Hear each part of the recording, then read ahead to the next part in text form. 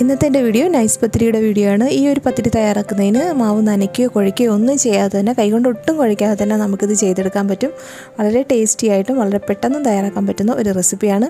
ഇതിനി എങ്ങനെ ചെയ്യുന്നത് നോക്കാം. അതിന് മുമ്പ് വീഡിയോ ഇഷ്ടപ്പെട്ട ആ ചാനൽ എല്ലാവരും ഒന്ന് സബ്സ്ക്രൈബ് ചെയ്ത് ബെല്ലൈക്കനും കൂടെ എനേബിൾ ചെയ്യുക. ഇനി നമുക്കിത് എങ്ങനെ ചെയ്യുന്നതെന്ന് നോക്കാം.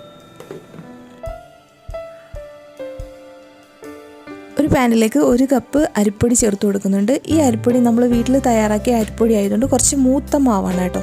അതുകൊണ്ട് ഞാൻ ഇതിലേക്ക് ഒരു 2 കപ്പ് വെള്ളം ആണ് ചേർത്ത് കൊടുത്തേക്കുന്നത്.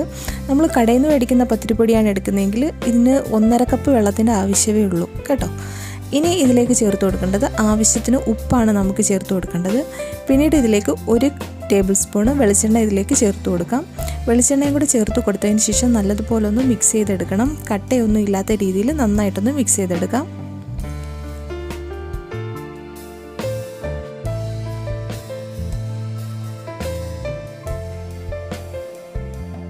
ഇത് ഞാൻ നന്നായിട്ട് കട്ടയൊന്നും ഇല്ലാത്ത രീതിയിൽ നല്ലതുപോലെ മിക്സ് ചെയ്തെടുത്തിട്ടുണ്ട്. ഇനി നമുക്ക് ഫ്ലെയിം ഓൺ ആക്കിയതിന് ശേഷം ഫ്ലെയിം കുറച്ച് വെച്ചിട്ട് നന്നായിട്ട് ഇതൊന്ന് കുറുക്കിയെടുക്കാം.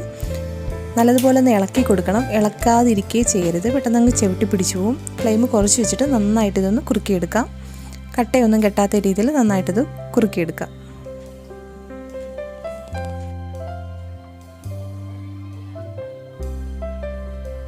ഇതിൻ്റെ വെള്ളമൊക്കെ നന്നായിട്ട് വറ്റി വന്നിട്ടുണ്ട്. ഇതുപോലെ വെള്ളമൊക്കെ വറ്റിച്ചെടുക്കണം. നന്നായിട്ട് വെള്ളം വറ്റിച്ചെടുക്കുക. ഇതാണ് ഈ ഒരു മാവിൻ്റെ ഒരു കറക്റ്റ് പരുവം. നന്നായിട്ട് വെള്ളമൊക്കെ വറ്റി വന്നിട്ടുണ്ട്. മാവ് നല്ല പരുവായി കിട്ടിയിട്ടുണ്ട്. കണ്ടോ, ഈ ഒരു പരുവാകുമ്പോൾ ഫ്ലെയിം ഓഫ് ചെയ്യുക. അതിനുശേഷം നമുക്കിത് ഒരു പാനിലോട്ട് ഇട്ട് കൊടുക്കാം. ഇട്ട് കൊടുത്തതിന് ശേഷം ഇതൊന്ന് അടച്ചു വെക്കണം കേട്ടോ. തുറന്ന് വെക്കുകയും ചെയ്യരുത്. നന്നായിട്ട് ഇതൊന്ന് അടച്ചു വെക്കാം. നമുക്കിതൊരു 5 മിനിറ്റ് കഴിഞ്ഞിട്ട് നമുക്കിതൊന്ന് പരത്തിയെടുക്കാം. ഞാനിത് പരത്തിയെടുക്കുന്നത് ഒരു സിപ്ലോക്ക് കവറിനകത്ത് വെച്ചിട്ടാണ് കേട്ടോ പരത്തിയെടുക്കുന്നത്. ആദ്യം നമുക്കിതിൻ്റെ സൈഡൊക്കെ ഒന്ന് കട്ട് ചെയ്തെടുക്കാം. കട്ട് ചെയ്തതിന് ശേഷം നമുക്ക് ഇത് ഒന്ന് പരത്തിയെടുക്കാം. ഈ 2 സൈഡ് ഇതുപോലെ ഒന്ന് കട്ട് ചെയ്തെടുക്കാം.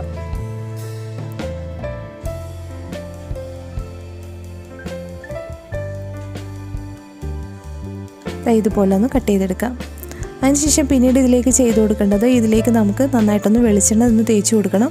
ഒരു പ്രാവശ്യം വെളിച്ചെണ്ണ ഒന്ന് ഒഴിച്ചു കൊടുത്തിട്ട് നന്നായിട്ടൊന്ന് തേച്ചെടുത്താൽ മതി. ഇനി എപ്പോഴും നമുക്ക് വെളിച്ചെണ്ണ തടവേണ്ട കാര്യമില്ല. ഒരു പ്രാവശ്യം ഇതുപോലെ ഒന്ന് വെളിച്ചെണ്ണ ഒന്ന് തടവി കൊടുക്കാം. ഇനി നമ്മൾ നേരത്തെ മിക്സ് ചെയ്ത് വെച്ചേക്കുന്ന മാവിൽ നിന്ന് ഓരോ ഉരുളയായിട്ട് ഉരുട്ടിയെടുക്കാം. എന്നിട്ട് ഈ ഉരുട്ടിയെടുത്തതിന് ശേഷം നമ്മൾ ബാക്കി വന്ന മാവ് അടച്ചു വെക്കണം കേട്ടോ. അടച്ചു വെക്കുക. എന്നിട്ട് നമുക്ക് ഈ സിപ്ലോക്ക് കവറിലേക്ക് ഒന്ന് വെച്ച് കൊടുക്കാം. വെച്ച് കൊടുത്തിട്ട് ഇതുപോലെ ഒന്ന് കവറൊന്ന് അടച്ചു കൊടുക്കാം. അതിനുശേഷം നമുക്ക് ഏതെങ്കിലും ഒരു കട്ടിയുള്ള ഒരു പാത്രം വെച്ചിട്ട് ഒന്ന് നന്നായിട്ടൊന്ന് പ്രസ് ചെയ്ത് കൊടുത്താൽ മതി. നല്ല രീതിയിൽ പ്രസ് ചെയ്ത് കൊടുക്കുക. കണ്ടോ, നൈസ് പത്തിരി നന്നായിട്ട് വന്നിട്ടുണ്ട്. നമ്മൾ പ്രസ്സിൻ്റെ ഒന്നും ആവശ്യമില്ല. ഇതുപോലെ തന്നെ നമുക്ക് ചെയ്തെടുക്കാൻ പറ്റും.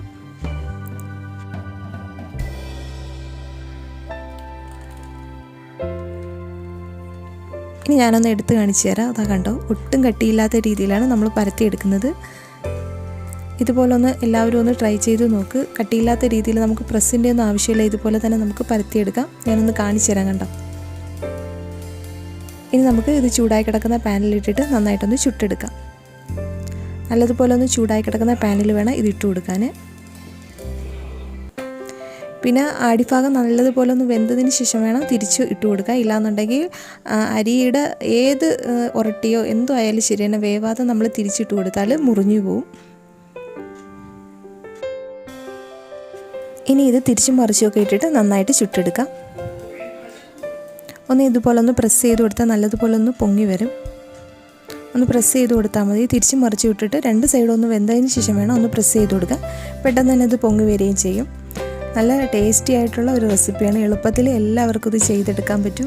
നമ്മൾ മാവ് കുഴയ്ക്കുകയോ നനയ്ക്കുകയോ ഒന്നും വേണ്ട. ഇതുപോലെ തന്നെ എല്ലാവരും ഒന്ന് ചെയ്ത് നോക്ക്. എന്നിട്ട് നിങ്ങളുടെ ഫീഡ്ബാക്ക് അറിയിക്കുകയും ചെയ്യുക. ഈ ഒരു വീഡിയോ നിങ്ങൾക്ക് ഇഷ്ടമായെങ്കിൽ ലൈക്ക് ചെയ്യാനും ഷെയർ ചെയ്യാനും ചാനൽ സബ്സ്ക്രൈബ് ചെയ്യാനും മറക്കരുത്. ഇൻഷാല്ലാ മറ്റൊരു വീഡിയോ വീണ്ടും കാണാം. അതുവരെ ബൈ.